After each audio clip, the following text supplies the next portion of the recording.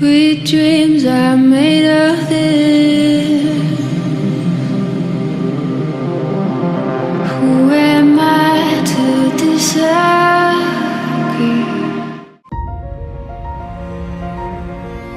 The box is the real mystery. As I mentioned on all my other reviews, it seems box is a visible threat, a public judgment, and a ritual of fear disguised as justice. Boyd puts Frank in the box because he couldn't arrive home on time and save his family from monster attack. He claims that Frank has broke the rule, but Boyd himself is the one who didn't listen to his own son Ellis and missed the opportunity to protect his own family and cause his wife being murdered by himself. The box is obedience through terror. It is a societal mechanism designed to keep people inside the illusion. I discussed on that. I also mentioned on them being stuck in Fromland as they are in a box already. And this box made by Boyd is only another box inside a box. The result is Fromland is a box, and box also is inside Fromland. Box inside the box.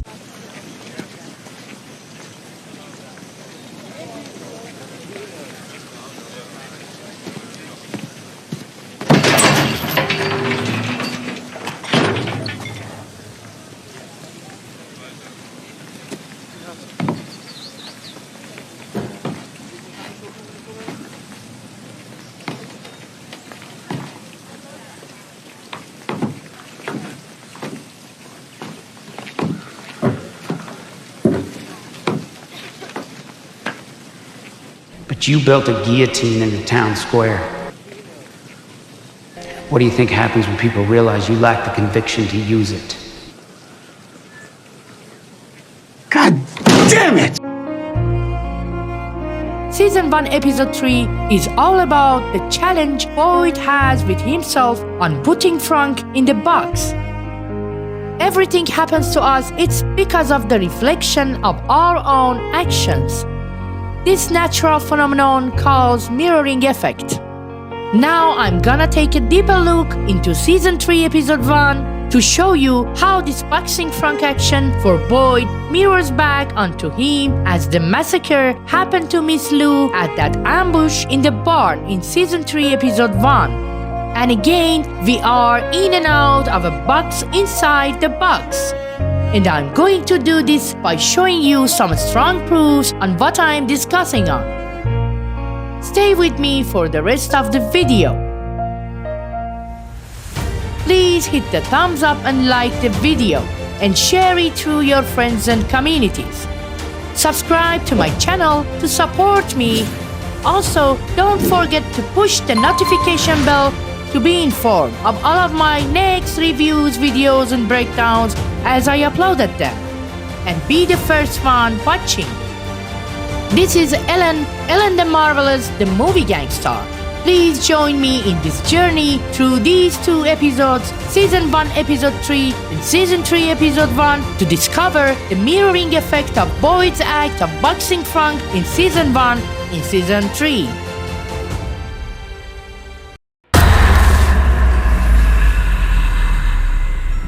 Let's begin from the very beginning first and take a quick glimpse on what happened in Season 1 Episode 3 previously on From. Season 1 Episode 3 begins with the very first Tabitha's nightmare at the colony house. In Tabitha's nightmare, it seems the colony house is a place where immoralities happen, which comes through the previously on what happened and ends up with the exact same scene we saw Tabitha and others enter the colony house after Kenny shot that familiar monster boy with his shotgun. The episode mainly has its emphasis on three different storylines connecting in the same surface in a haunting neighborhood we call Fromland. We see Matthew's family as they become more familiar with what is going on in Fromland. We see Jade as he lurks around until he finally believes he has lost his best friend Toby in a monster attack and now is stuck in this town. and the mostly important Boyd, who is in conflict with himself if he has to put Frank in the box as a punishment. We saw him went to Father Guthrie and discussed about his fears and concern on putting Frank in the box. But this is Father Guthrie in the first place as the one who convinces Boyd he has to use the punishment tool to let people feel how much he is serious on the rules he has created for the sake of residents' safety. However, he still has this conflict with himself about Frank, and quietly attempts to give him one of those talismans to keep him safe. But Frank refuses and asks Boyd to bury him by his daughter Megan. We see Boyd sits inside the box and it feels heavy on him. At least he has imagined himself instead Frank in the box for a moment. Next time, after choosing ceremony, he puts Frank in the box in front of the crowd and they all leave. The darkness swallows his broken soul through those walking creepy monsters. In final scenes, after Boyd put Frank in the box, the music box begins to play a random song at the diner. As the music plays, this is Matthew's family moving to the house without Julie as Jim puts a talisman by the door. Kenny brings Jade home to live with him and his mother, Miss Lou, as she is mourning after her dead husband. Jim brings a book and begins to read the Chronicle story from the very beginning for Ethan as a bedtime story. As we see Julie is celebrating her new residence at the colony house. And all these happens as monsters ripping Frank in pieces into the box. And this final scene is all a quick crosscut between Boyd's worried eyes looking outside the window and ends up into Frank's panic eyes.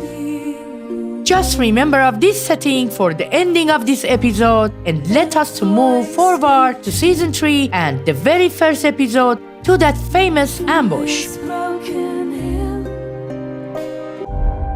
Like a dream. Before I deep dive into the matter, I need to mention on two important facts. First, I need to remind that Fromland is a stuck place, and there is only one road which is circling around the town.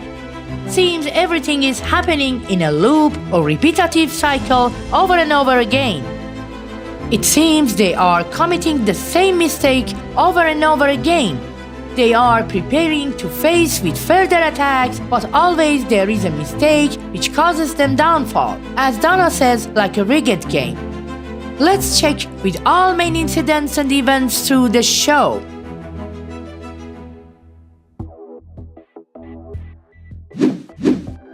The show begins with Frank, who was drunk and couldn't stay on his promise and arrived home soon to protect Megan and lost his family in the first monster attack of the show.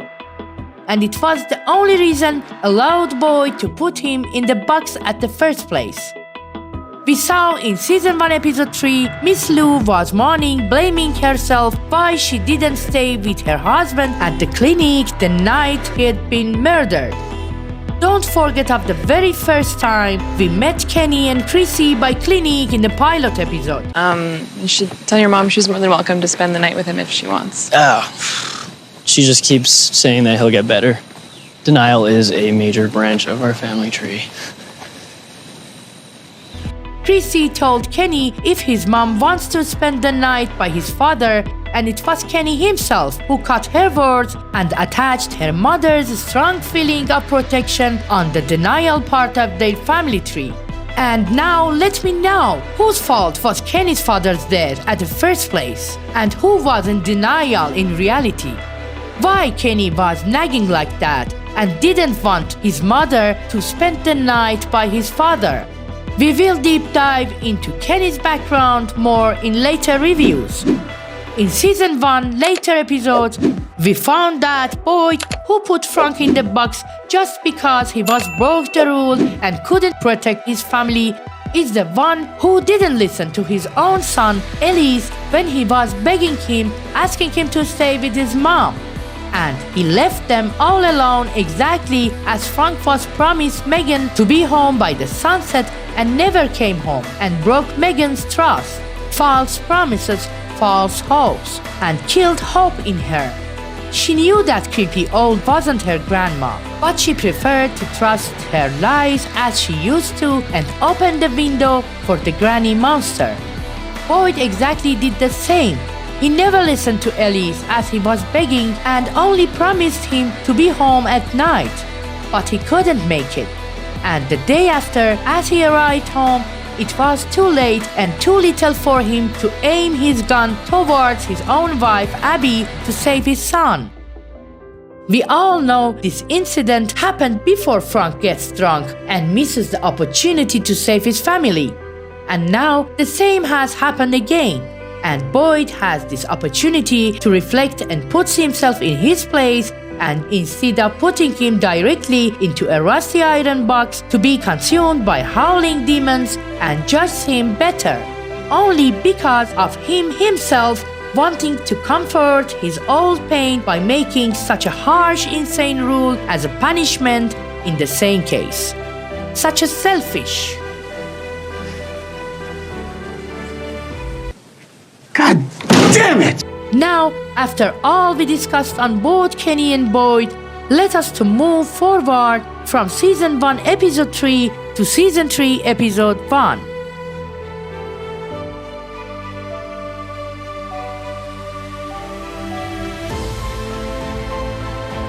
You said this place couldn't break you. Do you remember that, boy? You don't fucking break me. God damn it!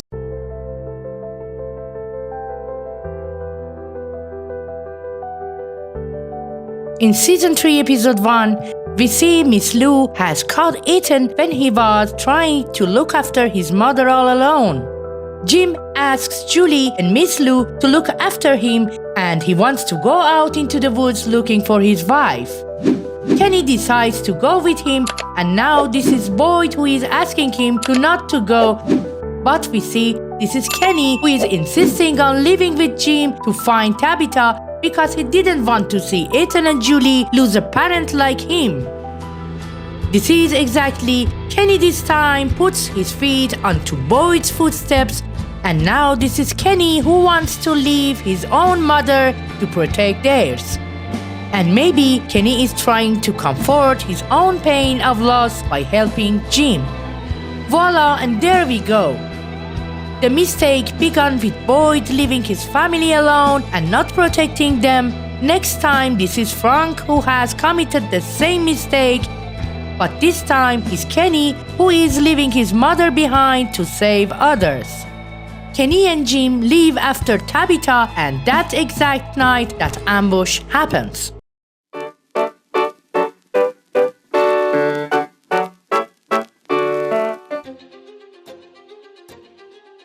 We see they are out of food. There is a fight by the barn. Randall wants to kill the goat for food, and a fight happens. Boyd saves the goat and makes a speech in front of others, but in quiet we see him, Donna and Miss Lou deciding on sacrificing animals.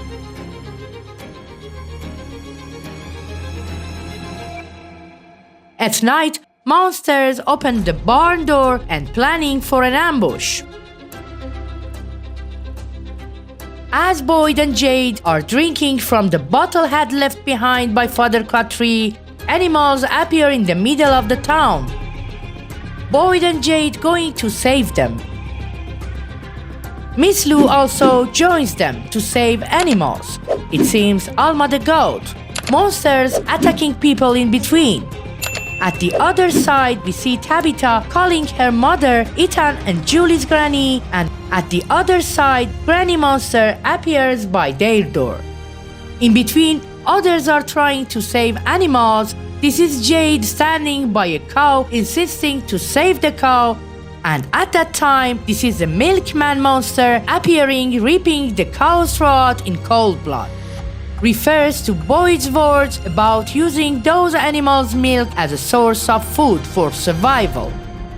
Everyone now out to save those animals when both children are in absolute danger. Granny Monster is after them. Here, this is only Randall and Sarah helping children to save them.